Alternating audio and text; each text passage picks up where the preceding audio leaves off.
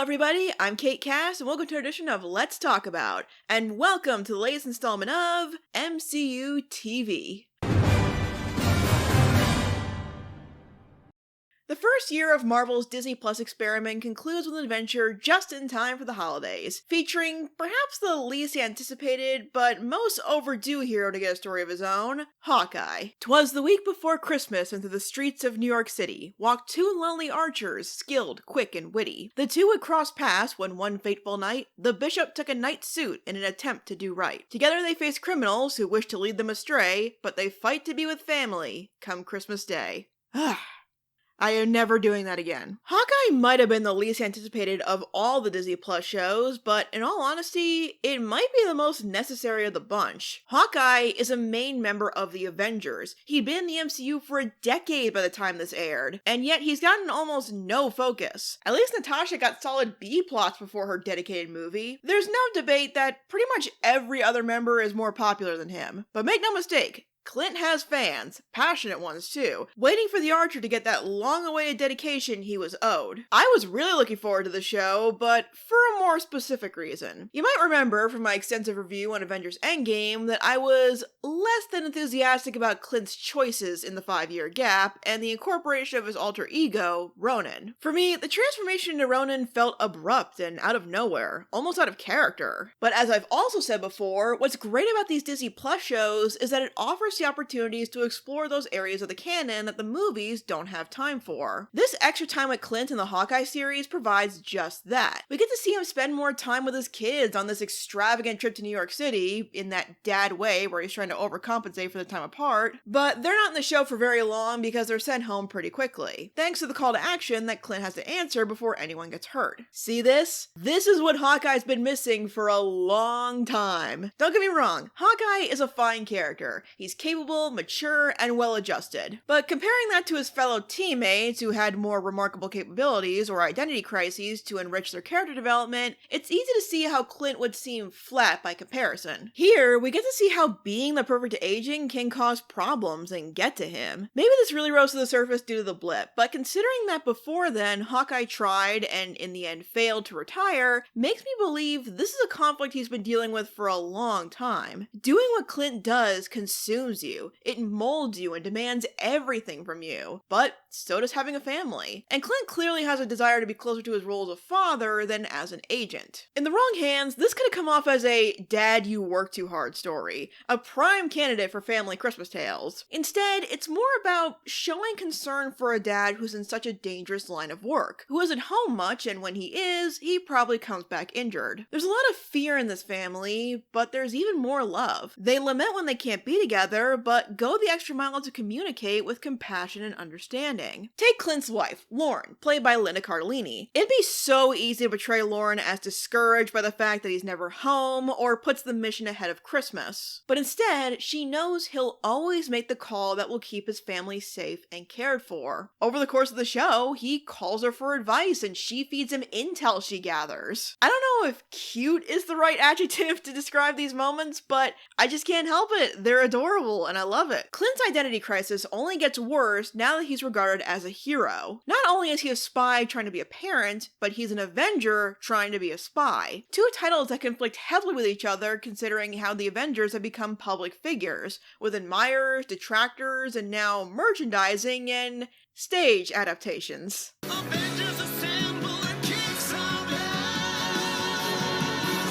Yeah, my friends and colleagues will attest that I was pretty obsessed with the Rogers musical for about a month or so after this aired. Heck, I bet in another universe I could have done a whole video on what this musical was like. In fact, I did. It turns the fact that Clint is perhaps the least standout guy in the main Avengers team into a purposeful action of his character, both a joke and a thematic through line. His job with S.H.I.E.L.D. was to sneak in, wander into dangerous areas unseen, sabotage, and get out. Put him on a team that would gain worldwide recognition and branding, and it contradicts everything he's taught himself to be, especially now as one of its few surviving members. It's easy to see how that would make him uncomfortable or go against his nature. Clint starts out throughout the show trying to distance himself from that life and that admiration, which is why the plot fairies decided to force him to work alongside quite possibly his greatest admirer and perhaps his successor, the MCU debut of Kate Bishop, played by Haley Steinfeld. Frankly, I don't know why he's so annoyed by this. I'd be thrilled if Spider-Gwen wanted my job. Right off the bat, I gotta give the Hawkeye show credit for committing to this being just as much Kate's story as it is Clint's. Clint is barely in the first episode. It's mostly getting to know Kate, and for me at least, it was a great introduction. Kate is a young adult who's about as privilege gets, but she still works hard so she can defend herself and hopefully others, after being struck by the inspiration to become a hero when she was caught in the middle of the Battle of New York. Man, I'll never get tired of seeing Avengers-level battles from the perspective of everyday people. It's always so cool to me. This is an incident that changed a lot in the Bishop household, primarily because the chaos of the invasion was responsible for the death of Kate's dad, played by Brian Darcy James, in an MCU goatee that I can't tell if he's pulling off or not. Even if she had everything taken care of for her, after seeing how big and dangerous her world really is, Kate wants to be able to take care of herself. However, she doesn't always use those skills for defense. Sometimes she's just a rebellious show-off. So she'll fit right in with the Avengers. It is an attitude that causes a rift in her household, as her mother, played by Vera Farmiga, only became more overprotective and controlling after the Chitauri invasion. Again, the single mother being a big old Budinsky in the life of her recently christened adult daughter is a cliche as old as time. But what saves it from being derivative is how deep and understandable the circumstances that shape their viewpoints are. This was an incident that shook up the entire world, and we're seeing it from the perspective of one family, trying to preserve what little they have in very different ways. Kate by getting involved, and Eleanor by just trying to keep their lives stable in an increasingly unpredictable world, maintaining what control she can. But Kate only becomes more uncontrollable as she strives to form a life of her own, from living in a crummy walk-up when she could very easily go back to a glitzy penthouse, to her dismissal at her mother's new boyfriend, played by Tony Dalton,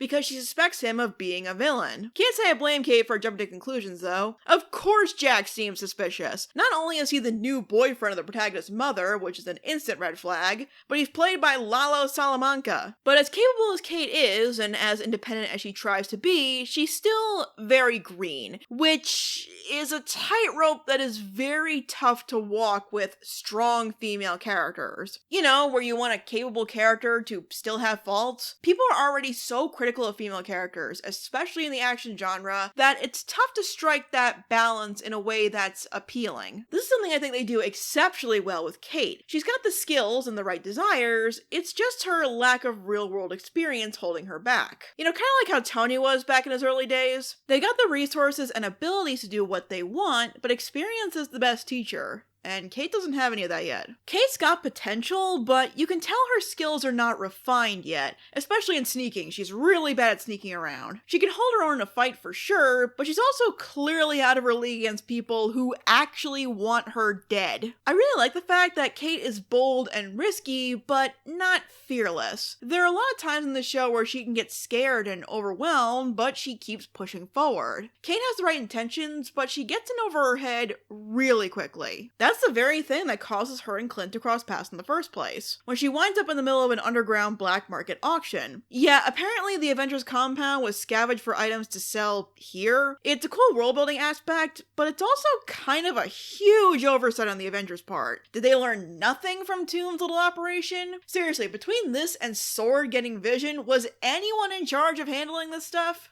But it's okay, because up for auction is our MacGuffin for the show, Clint's old Ronin suit, which Kate puts on to conceal her identity while trying to stop some criminals, which gets the attention of organized crime families in New York and Clint. Let the banter and begrudged bickering begin. These two don't have the most groundbreaking dynamic, admittedly, but it's everything it needs to be. Kate is in full hero worship mode, not in an obnoxious fangirl way, although it does dip into that from time to time and it is very funny, but in a way where she's wanted someone to take her ambitions to be a hero seriously, and she thinks the person who inspired her to be one would offer just that. Unfortunately, that's not what Clint is after. He wants to get this whole situation over with as soon as possible. He does not want to get an innocent civilian involved in chasing down dangerous criminals, and he doesn't want the Ronin stuff to come up again when he's trying to have a nice Christmas with his family. This show strikes a really good balance of reminding the audience that Clint is a really good agent and hero, but also perhaps the most fragile of the Avengers. One minute he's tossing Molotov cocktails right back at the thugs who threw them,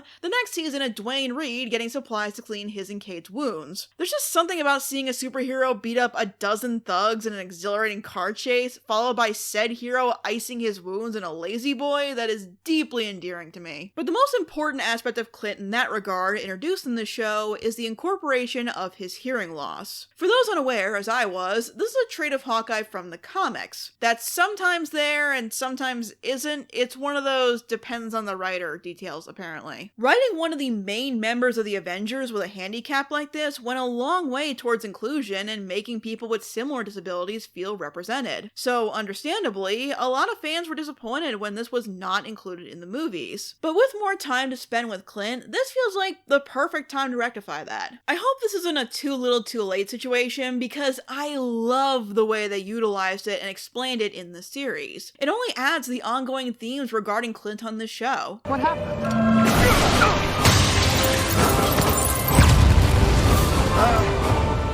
Too hard to tell. There is that natural disappointment for Kate when she meets the person she idolizes most in the world and he doesn't meet her expectations. But unlike how this kind of story usually goes, where the idol is a jerk and nothing more, this has a much nicer twist to it. A lot of this adventure is Kate getting a wake-up call of sorts. She still wants to help people, including Clint, but as time goes on, she starts to see the man behind the bow and arrow. The contrast between Kate's enthusiasm and Clint's dismissal eventually forces Kate to see Clint and her own life in a new light. For Kate, this is an adventure, and she's able to bow out of it and go home to her mom. While this mission to retrieve the Ronin suit is keeping Clint from spending Christmas with his family. There's an amazing scene in episode 3 where Clint is on the phone with his youngest son after a mission where he lost his hearing aids, so he can't hear him. You know, even when his family was gone, I don't think we saw Clint this broken up. He loves his family so much, and everything keeps getting in the way of him being close to them. His job, the heroism, even his disability. Kate helps Clint communicate in that situation, and I think it's the first time Kate sees what she's really taking from Clint with this mess she's gotten them into, and she tries her best to make it right for someone she admires so much. So she does the only thing she can think of. She crams as much Christmas as she can into one night, and it is so sweet and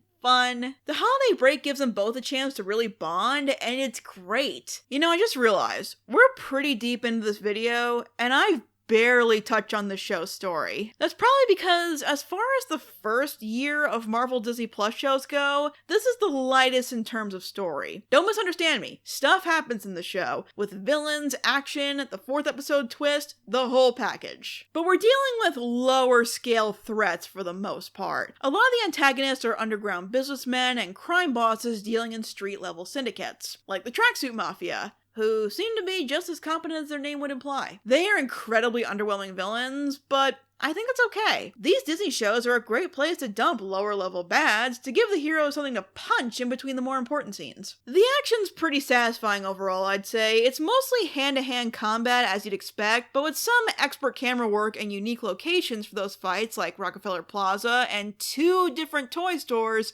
it adds to the fun. You know, this many installments into a franchise, you appreciate when they think outside the box even a little bit. Also, proper trick arrows, finally! Something besides explosives to work with, including a Pym particle arrow. That was neat. Nice to know Scott and Clint stay in touch. What isn't cool is that the big car chase in the show has the Nutcracker Suite playing over it, and it is so lame. Okay, movie makers, can we please stop doing this in Christmas stories? If Marvel can't make it work, it's a lost cause. The smaller scale threats were almost like a nice breather after the other Marvel shows that year. In what other corner of the MCU, for instance, could you see the main obstacle between the hero and retrieving the MacGuffin be forcing the hero to join a LARPing session? Whoever came up with this obstacle deserves a raise. This is gold. On that subject real quick, I really love how the LARPers are portrayed on the show. Whenever you see them on TV, LARPers are pathetic losers trying to act out a fantasy because they have nothing going on in their own lives. While there are some jokes about the subculture,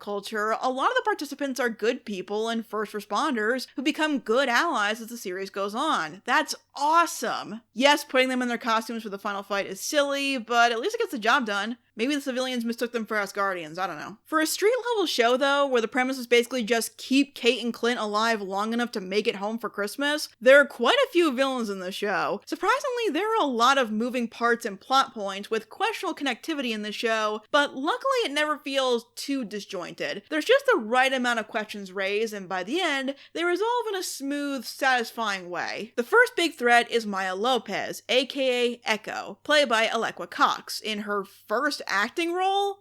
Are you serious? Wow.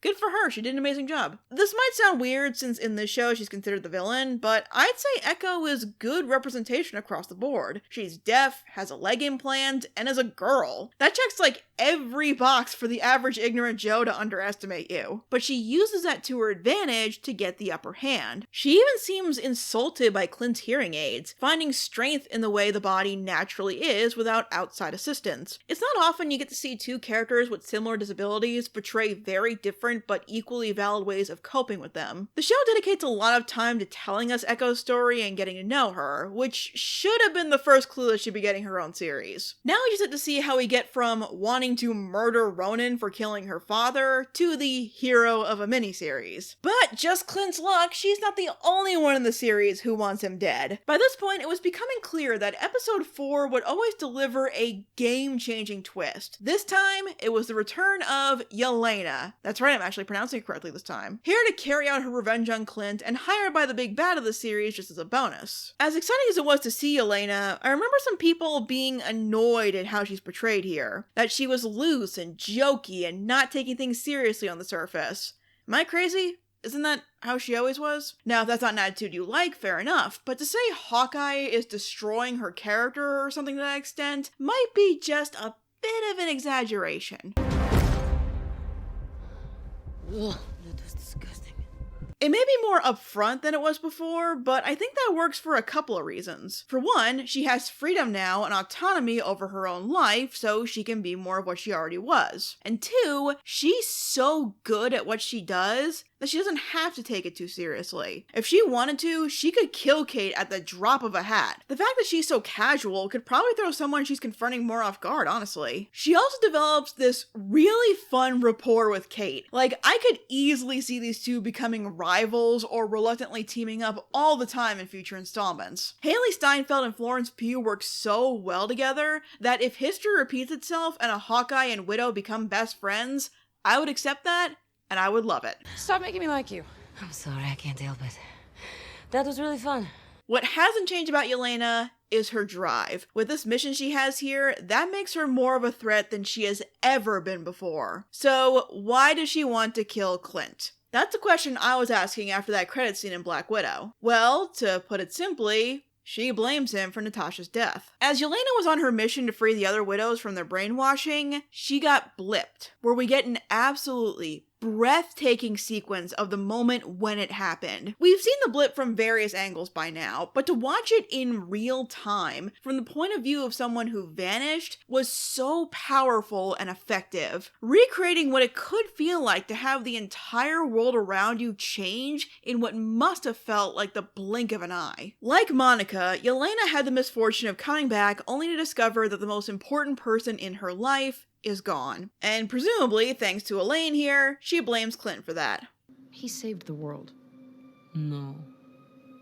My sister saved the world. I mean, she's not wrong. And if this wasn't enough, the list of people who want Clint dead only gets longer when we find out who's behind all of this. Maya, Yelena, the tracksuits, they were all hired by a third party. Well, that's the guy I've been worried about this whole time. Kingpin.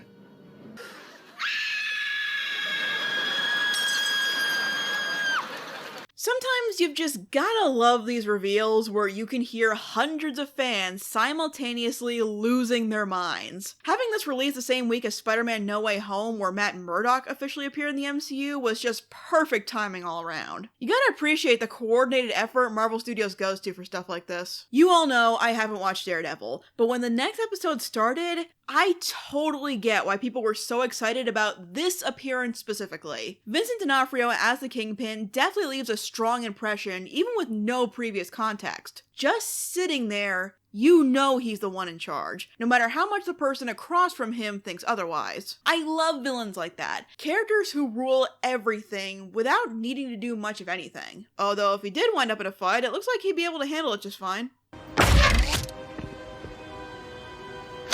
How did that not hurt him? Just waiting for the paragraph-long explanation for why in the comments. Basically, there are a lot of strong, imposing obstacles in the show, and they start to take their toll on our two archers. Even after how much they bonded, Clint still sees Kate as a kid he doesn't want to put in danger. Once he realizes how serious this is all getting, he pushes her away. It's a cliche breakup, but one I think is fitting for the occasion. Both participants are stubborn and determined, and that's gonna clash eventually. Kate starts to doubt her own abilities after the failures she's experienced throughout the show, that no matter how hard she tries, she'll never be like the people she looks up to. Except that desire to help people and stop the bad guys is not something she can shake. By the time Clint tells her to go home, she's still everything she was before all this started, but with a better understanding of what this life means. The fact that Clint doesn't tell Kate he was Ronin, but she figures it out, shows how much more she really sees the man behind Hawkeye. A loving father who became something much darker without them. Something he seems to be questioning if he can truly put behind him for their sake. I don't think Clint ever believed Kate couldn't be a hero, but I do think he was trying to convince her not to become one. Despite how much he and the others are idolized by the world, I don't know if any of them would encourage someone to follow in their footsteps. Well, except Tony maybe, but even that came with conditions. Hawkeye the series helps us understand how Clint sees himself. Just like Natasha, he sees himself as a weapon, meant to hurt and kill people. The only difference between him and the Tracksuit Mafia is that he was sent out into the field by the good guys. It could be argued that his family life is what kept him grounded and on the right path. So when they were gone, he became completely what he thought he already was, with nothing else to do with his life. That actually makes a lot of sense, as is his desire to put those actions behind him when his family comes back. Except now, it's not just his family he wants to be a better man for. Now he has his best friend's sacrifice to honor. For a man who sees himself as less than honorable, to say the least, it's clearly a heavy weight on his shoulders. The only time you'll see Clint with his guard down on the show is when he talks about Natasha. We all know what happened when Natasha and Clint met and how he famously made a different call, but to hear the story from Clint is different. He sees himself as an instrument of demise, and yet the proudest thing he's ever done is spare a life. The life of someone who wanted a new one and would get it thanks to him. Renner's performance here is fantastic too. His expression is both mournful and nostalgic. It's very fitting for the moment and might get you just as choked up as him. The only one that tops it is perhaps my favorite scene in the entire show. When Clint goes to where the Avengers first assembled, which has a plaque commemorating it, that already made me emotional. It's stuff like that that makes the MCU feel more alive to me. In perhaps the most emotionally powerful moment in the series, Clint removes his hearing aid to talk to Natasha at the spot where their lives change forever. The choice Nat made to get the Soul Stone still eats him up inside. How could it not? Now he's at a crossroads where he's trying to honor and appreciate that Natasha made that sacrifice so he can go home to his family, while feeling like he has to take drastic measures to maintain that, even if it's just for one night. This whole quest to retrieve the Ronin suit is, in some way, Clint trying to bury everything awful about himself, but his attempts to get it back force him to confront those he's wronged, usually inadvertently, head on. Like with Maya, instead of trying to fight or worse, kill her, he uses the confrontation to make Maya see that they have common experiences. Show her how rage and grief can blind someone to do unspeakable things, especially when they have the skills to enact such atrocities with little effort. Basically, he did this for two reasons: to protect his family, and to make sure Maya doesn't wind up like him. Whether he succeeded, well, we'll find out in about a year or so. Well, that's one off the checklist of characters to make amends with. Who's next? Oh right, Yelena. Kate tries to hold her off, but as admirable as that is, she is so obviously outmatched it's not even funny. Well, okay, when it's these two, it's a little funny. That really hurts. Yeah, it was sort of the kick through the ribs. Oh, yeah. That was a good one.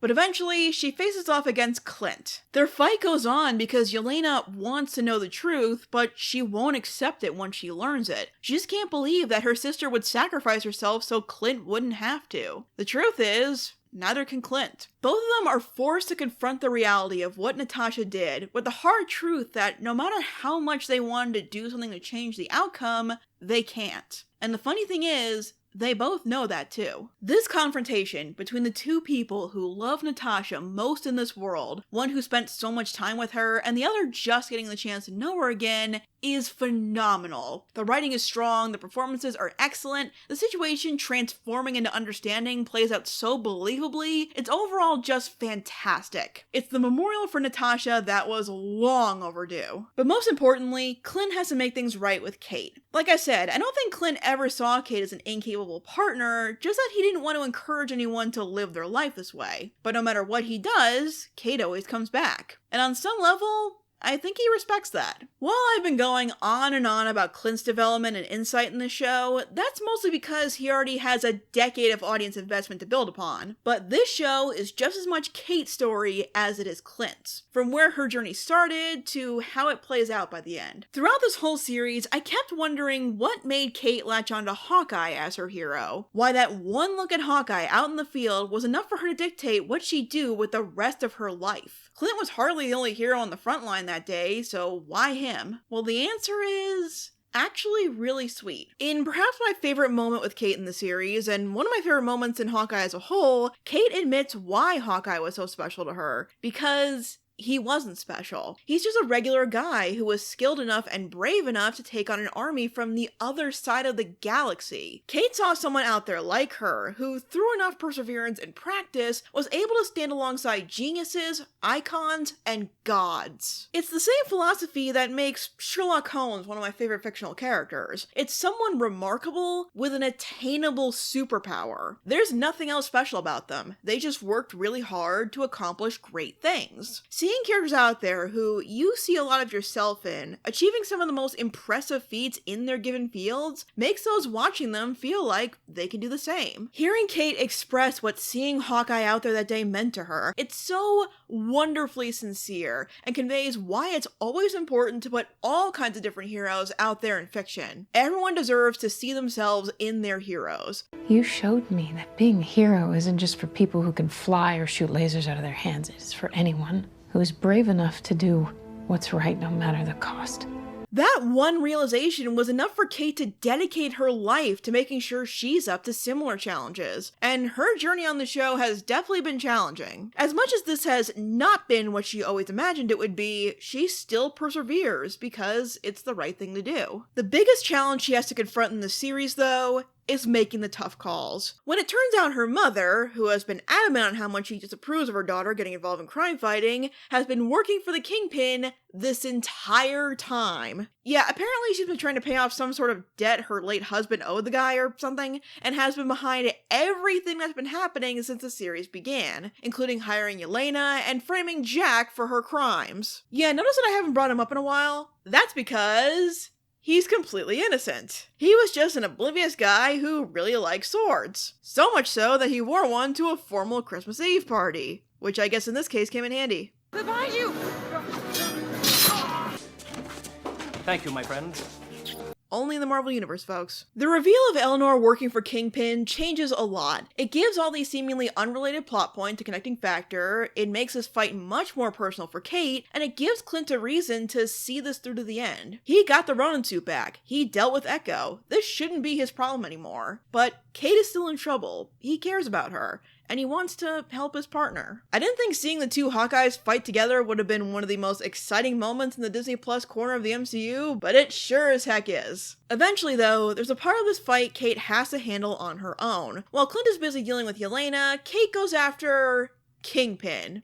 Yeah, okay, that's gonna go well. It's still a well done fight and all, but Kate has no real connection to Kingpin before this fight. What really elevates it to something powerful is when Kate stares her mom down, shows her who she is, and faces those sacrifices that Clint warned her about. All this time, Eleanor has been trying to protect her daughter, which it turns out meant preserving what she felt was the life they should lead by any means necessary. She's dismissive of her daughter's desires and concerns, she tries to talk Clint out of getting Kate involved with Avengers stuff, tough by throwing Natasha's death back at him. And oh yeah, she murdered and extorted for the most dangerous street criminal in the Marvel universe. I do believe Eleanor loves Kate, but the tough truth is that doing things for someone you care about doesn't automatically make them right. In this final act, Kate faces the tougher side of being the kind of person she wants to be. Not just the broken bones and life-threatening obstacles, but the tough moral conflicts. Which usually comes down to doing the wrong thing for the right reasons, but in this case, it's doing the right thing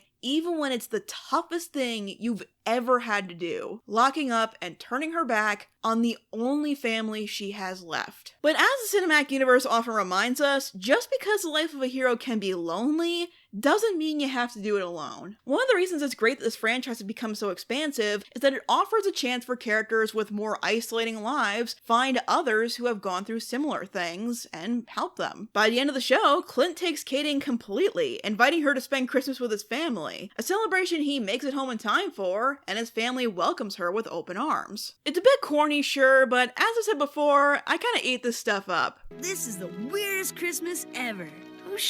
To have this show be all about how much you have to personally sacrifice to dedicate yourself to protecting the innocent from untold forces, and on such a wholesome note that gives each archer the hope the future will be bright, is just really sweet. Especially for the holidays, and extra especially for the Avengers' resident dad. Yes, I know some of the others have become parents too, but it doesn't shape their characters as much as it does for Clint. But there's one other bit of evidence that adds to this hope for the future. See, at the same auction where the Ronin suit resurfaced, there was also this watch found at the Avengers compound. There's even an active effort to steal the watch and for Clint to retrieve it. It's barely brought up and constantly overshadowed, but it's clearly important. Before the show ends, Clint retrieves the watch and gives it to its original owner, Lauren. The dialogue implies that Lauren was also once a S.H.I.E.L.D. agent, but gave it up. Not gonna lie, don't really know how I feel about that. On the one hand, I like that Clint had a regular wife and family away from his secret agent life, and this kind of ruins that. But on the other, I guess it's a nice symbol that some people can walk away from that life, and maybe that means Clint can too. I'll be more on board with this twist if she turns out to be Mockingbird and she suits up at some point. That'd be awesome. Whether Clint will be able to finally walk away from his life as an agent or a hero is yet to be seen. But for many reasons, he might have more of a chance now than ever before. Mainly because now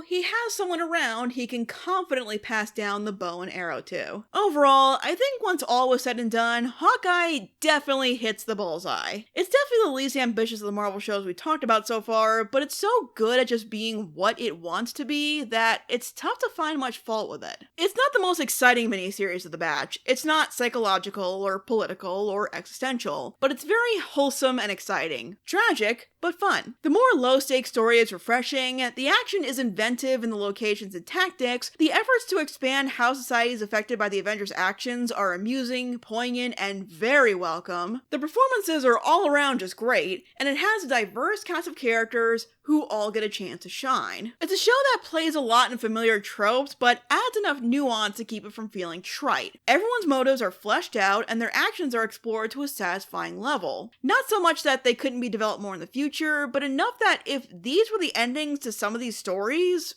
they'd be good ones. Sam may have been the first character in the MCU to have a title passed on to him, but I'd argue Kate is our first legacy hero. It can be tough to endear an audience to a character who's written in to pretty much replace another one, but I think Kate set a great standard for the legacy heroes in the MCU. The kind of characters who grew up with these heroes as a formative part of their lives, probably like a lot of people watching did, and wants to not only respect those who stand to protect others and do good, but maybe stand beside them when they do. So yeah, Hawkeye was just really good. An excellent showcase of exploring Hawkeye, both the title and what it represents, and the people behind that title. It's a great introduction to Kate Bishop, and a marvelous celebration and curtain call for Clint Barton, giving his long-awaited depth, importance, and inclusion of comic canon. Like Lucky the pizza dog, a character I haven't mentioned yet, but there was no way I was going to close out this video without commenting about a good doggo in the MCU. It definitely keeps up the post-Endgame atmosphere that permeated Phase 4, and especially this first year of Marvel shows on Disney+.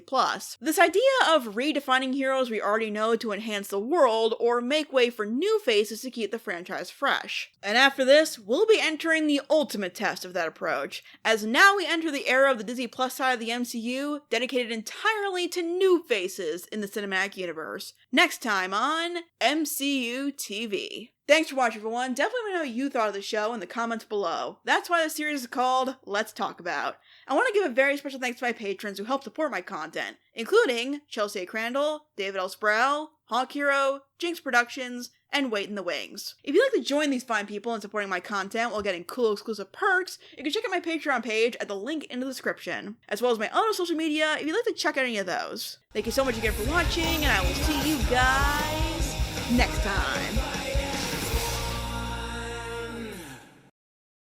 Was I the only one who watched the final battle in Hawkeye that was looking to see if they put Spider-Man from the end of No Way Home swinging around in the background? Or if, like, at the end of No Way Home, the Christmas tree in Rockefeller Center just fell out of nowhere and you had to watch a whole other show to figure out why that happened? That might have been the best in-joke in this entire universe if they'd done that. Missed opportunity.